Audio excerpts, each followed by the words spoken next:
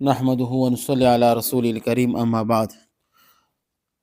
آج ہم روزے کے مسائل میں ان چیزوں کا ذکر کریں گے جن کے کرنے سے روزے کی قضا بھی لازم ہوتی ہے اور کفارہ دونوں بھی لازم ہوتی ہے۔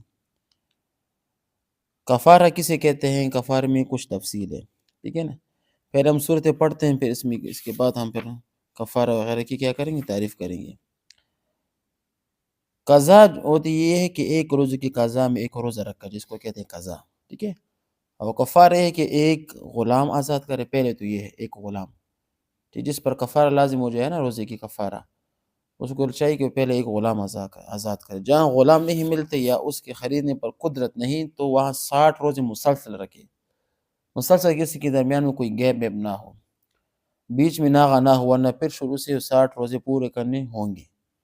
اگر روزے کی بھی طاقت نہ ہو، تیسرے نمبر پر 60 مسکینوں کو پیٹ بھر کر 2 وقت کا کھانا کھلائیں، ٹھیک ہے۔ یہ 3 صورت ہے۔ نمبر 1 غلام کو آزاد کریں، نمبر 2 60 روزے مسلسل رکھیں، نمبر 3 60 مسکینوں کو 2 وقت کا کھانا کھلائیں، یعنی ایک سرسائے کے بدل مثال کے طور پر فدیہ دیں۔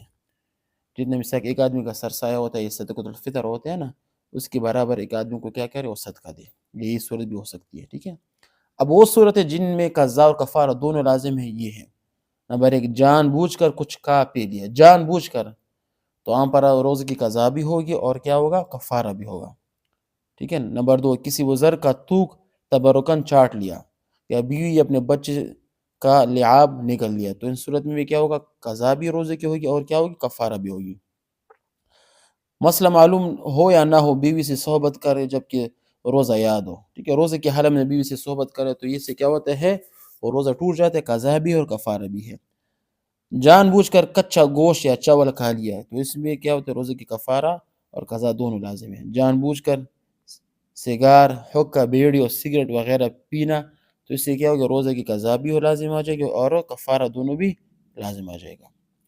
اگر کسی نے تھوڑی سی نسوار روزے کے حال میں منہ کے اندر رکھ کر فوراً نکال دی، اس کا پورا یقین ہو کہ نسوار کا کوئی جزء حلق میں نہیں گیا تو روزہ فاسد نہیں ہوگا، اگرچہ بالاتفاق مکروہ ہے، مگر چونکہ عادتاً ایسا ہونا متعذر ہے کہ نسوار کا جزء حلق میں نہ جائے، خصوصاً جب کہ استعمال کرنے والے کافی دیر تک منہ میں رکھتے ہیں اور ذرا دیر رکھنے سے مقصد بھی حاصل نہیں ہوتا، اس کے رہنے سے لعاب بھی زیادہ پیدا ہو جاتا ہے، ٹھیک ہے نا۔